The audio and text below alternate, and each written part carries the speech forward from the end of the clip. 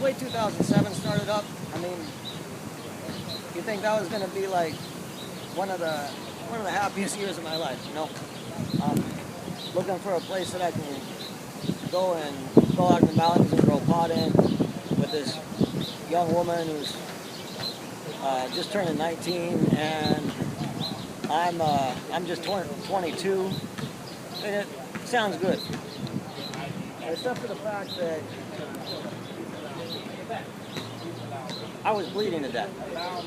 So I mean, I could fix this. I went to a naturopathic doctor. I thought, you know, this naturopathic doctor is gonna hook me up with the secret that the real doctor is not telling me about how to get better, and everything's gonna be fine. Got everything I need. Not so much. I go to that doctor, and this doctor tells me right away that, like, she can't legally give me any advice because she's afraid that I'm gonna die on my way home because I have bled out so bad for so many years. And she tells me that I need to go to the emergency room or call 911. Go get fluids, go get, you know, surgery, whatever they want to do in the hospital before they say I can go. And I mean, when the hospital was so terrifying to me that I wasn't afraid of jail. You know, I was crazy with pot. I would ride around with any amount of plants or pounds of trim or anything that I needed to do to get the job done, as long as it would keep me out of the hospital. Didn't care where the hell if I would end up fighting with the cops over it or getting a gun pulled on me by one of my friends or whatever.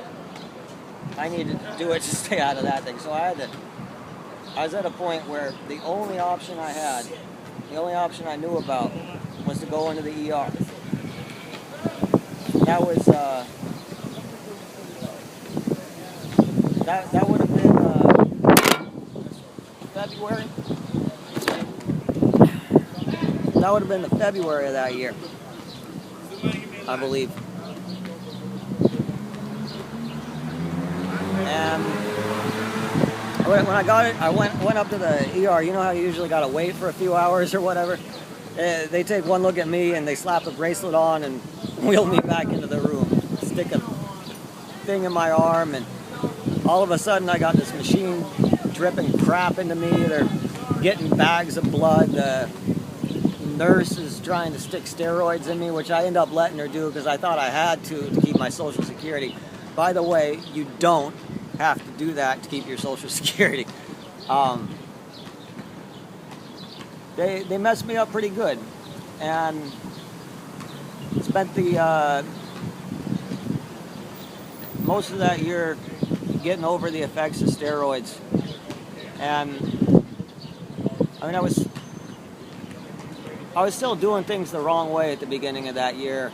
I got this one guy who had inherited money to rent a house that, you know, we all thought we would grow in it and make a whole pile of grass and everything would be fine. It turned out that he was a big loser and couldn't do the growing part and could barely do the cash part. I was there for like maybe 2 months before getting out of there, and I lived with my grandma a little bit that year. It was fairly recently after Grandpa had gone.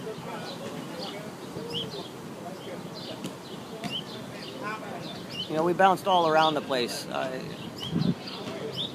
Grandma's house, a place in Davis, a college town where, you know, you could find an empty house to rent real cheap for the summer, and then Berkeley for like 4 or 5 months before I finally found a cabin on Craigslist that was only, I mean, it was about $100 less per month than my Social Security payment was. And the landlord heard that. I mean, it was the end of the year, it was winter already. She let us go in. But I say that more than anything, that what that year was about was exploring different shops to try to get the derivatives that we were making into the market. We go to different dispensaries and see if they were the kind of place that we wanted having my stuff on the shelf. Now, one of the reasons I had to do that so hard was that the guy who I rode the airplane with in 2005, his shop got raided in September of 2007, and that was my bread and butter, to be honest. Like, yeah, I was helping a lot of people, but the reason I kept bringing capsules back there is because I didn't have any other way to finance the things that I wanted to do with this young woman as a couple, like move out into the mountains or really anything. I'm just a guy on Social Security. So I kind of ended up being her vehicle of like how to get all of her like childhood fantasies fulfilled. And that was okay. Like, I always wanted to grow my own pot. She always wanted to grow her own pot. It seemed like a good idea.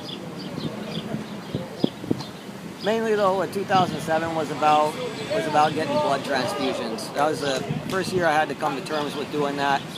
I got 2 units of blood, I believe, at the start of the year, and I thought I'd be good.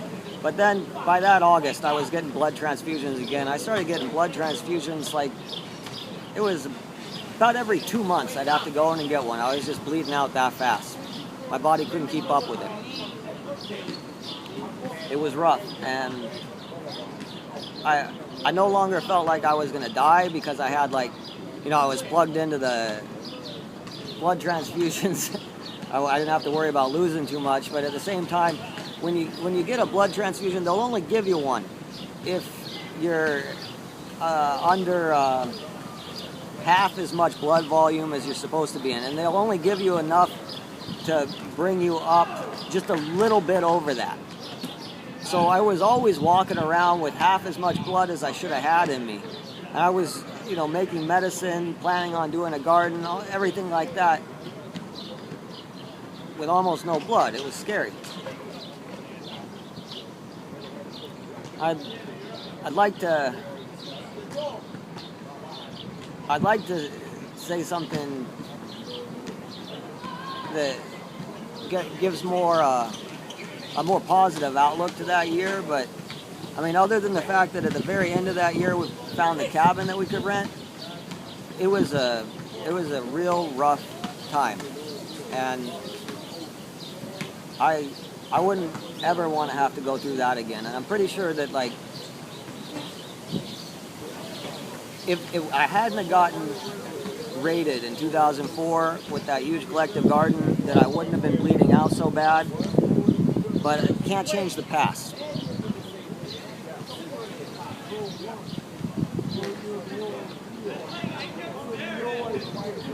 So I just had to live with it.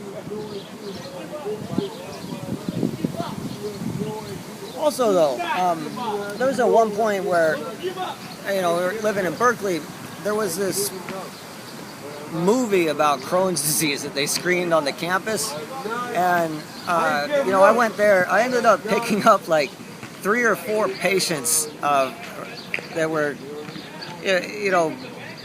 minor members of the Urban Compassion Cooperative for quite a few years after that.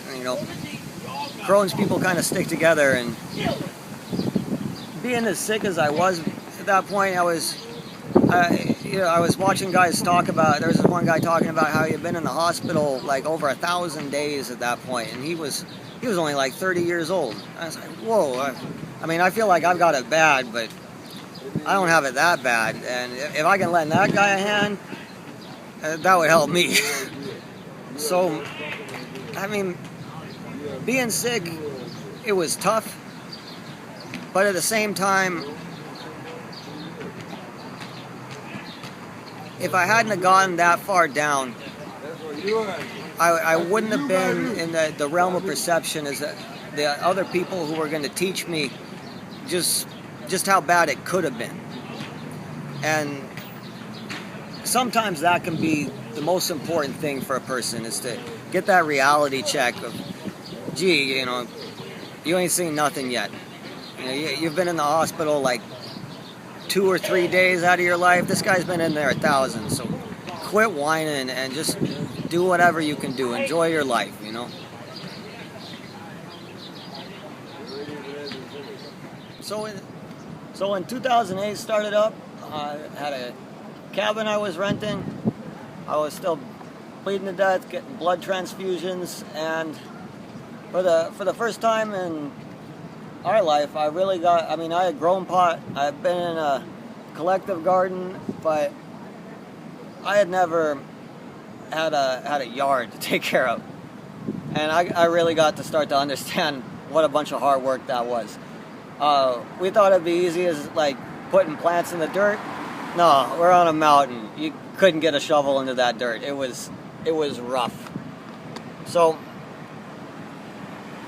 what I had to start doing was I was looking at my life as if I don't find some way to get better, I'm not going to be able to grow this herb for other people.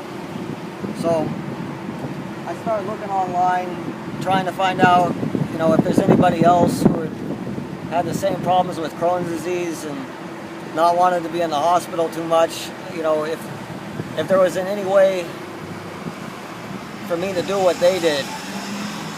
And, you know, back then I think there was more information on the internet about different types of alternative medicine that people were trying out. I think that the effort was a lot greater at that point. And now it's kind of become like a status quo thing where, you know, different supplement companies are trying to sell different things for different reasons. Back then, people were really doing it themselves, and there was a different outlook on things. So I got this book called Listen to Your Gut by this author named Jeannie Patel Thompson, and she had spent like $70,000 or something crazy like that trying out different things to see if she could get better. Because she didn't want to be taking drugs and getting cut on by surgeons or anything. She wanted to have a real life. And I started doing a few things that she recommended, and actually the first time I did any of that, I was kind of like, well, this stuff's expensive. It's going to cost me like, you know, $15 like every few weeks or whatever. I mean, now it seems like nothing, but back then it was a big deal for me to have to pay anything for my health. You know, I'm out in the mountains trying to grow my own herb. What the hell do I want to pay somebody else for? Well, the reason I had to do it is I got to look at myself like a machine. And the machine's only going to work if you give it the right type of fuel, the right type of electricity. So I started experimenting with different things, and you know, for the first time in my life, I got the bleeding to stop for a few days.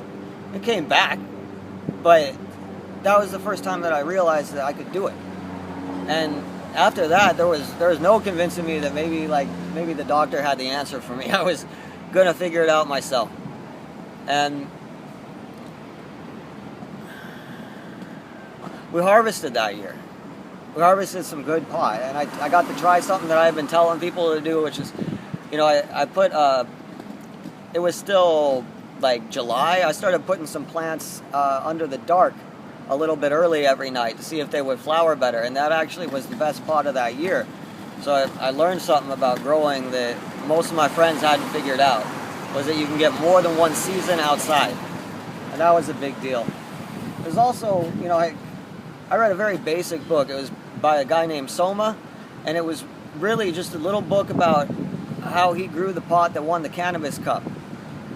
And I followed his recipe. It turned good. So by the beginning of 2008, it didn't look too good. By the end of 2008, it was looking real good. I had my own herb. I was taking different supplements, trying to figure out what would work, what wouldn't. My cannabis doctor was worried about me. He kind of wanted me to go to a what do you call a real doctor or something like that and get fixed up. But I knew that wasn't going to help me. And yeah, most of that year was really just about growing good herb, and I think I was 23 years old,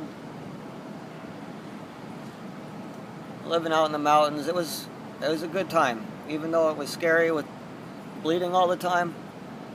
I felt like I was really starting to live. That was a big deal for me.